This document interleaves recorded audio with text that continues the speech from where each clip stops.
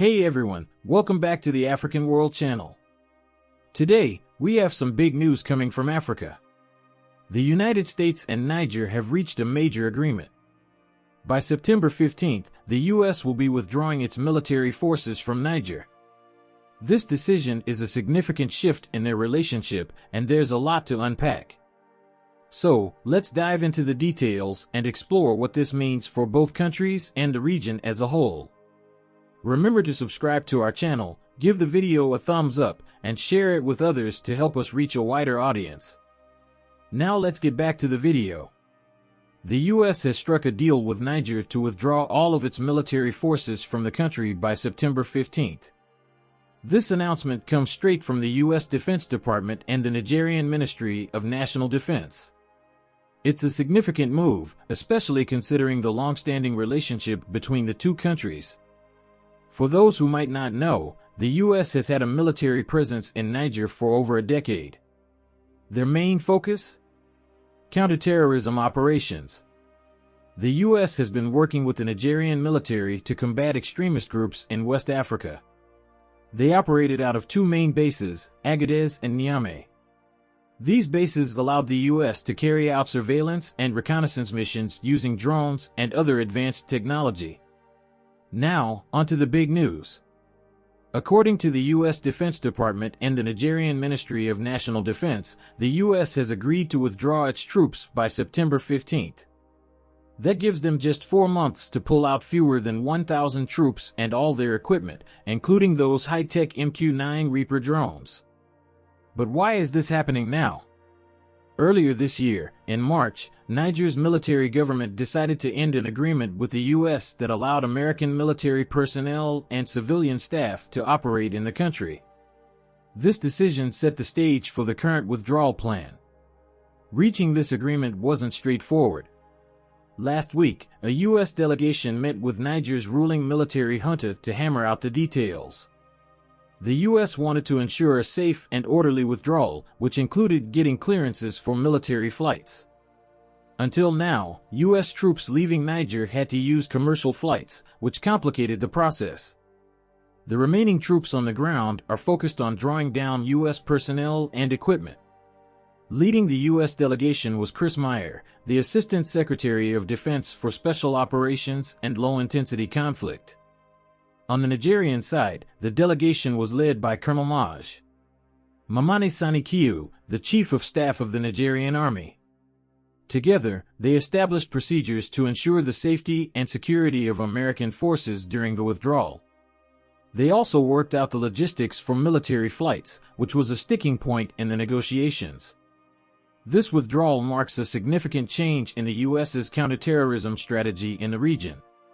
For over 10 years, Niger has been a key partner in these efforts. The U.S. conducted numerous operations from its bases in Agadez and Niamey. Now, with U.S. forces limited to the base in the capital of Niamey and Russian forces already present there, the dynamics have shifted. A senior defense official emphasized, Niger has been an anchor for our counterterrorism efforts over a decade. However, the official also mentioned that discussions about future cooperation are ongoing. So, while the current mission is winding down, there's still hope for continued collaboration. Even with the troops leaving, U.S. officials are optimistic about the future relationship with Niger. They believe this isn't the end, but rather a new chapter. The Nigerian military, too, has shown interest in maintaining ties. The Nigerian military did not see this as the closing of the relationship, said a senior military official. There's a lot of interest in what this future cooperation might look like. The joint statement from both nations stressed their commitment to ongoing diplomatic dialogue and areas of common interest. This means that while the military presence might be changing, the relationship isn't necessarily over. One of the big questions is what happens to the equipment left behind. The U.S. is still figuring out what will stay and what will go. A defense official stated, sensitive, lethal, and hazardous equipment will be removed. Most of what remains will likely be non-mobile items like housing and life support equipment. Interestingly, even though Russian forces are now at the same base in Niamey, U.S. officials believe it's unlikely that American equipment will end up in Russian hands. They got a strong sense from their conversations that the Nigerian government does not intend to share this equipment with any other party. The arrival of Russian troops in Niger as American forces withdraw presents a complex shift in the region's security dynamics. While the United States had been engaged in counterterrorism efforts in Niger for over a decade, their departure leaves a vacuum that Russia seems poised to fill. It's our hope that the Russian presence can effectively support Niger in its fight against terrorism, an area where the U.S. struggled to achieve lasting success.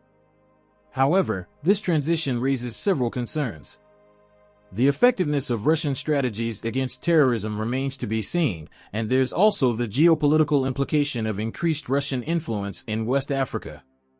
Ideally, the focus should remain on stabilizing the region and combating extremist threats, ensuring that the local population benefits from improved security and peace. So, what does all this mean for the future? The U.S. and Niger are navigating a new path. The withdrawal of U.S. troops is a significant event, but it doesn't mean the end of their relationship.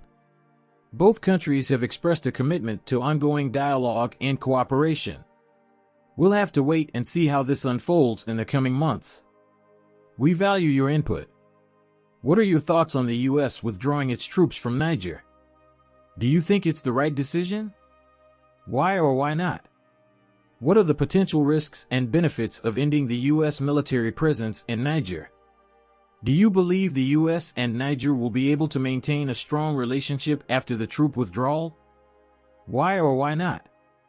Thanks for sticking around and watching this deep dive into the U.S.-Niger military withdrawal agreement. If you found this video informative, don't forget to like, share, and subscribe. And hit that bell icon so you don't miss any updates on this and other important global stories. Until next time, stay informed and stay safe. Thanks for watching.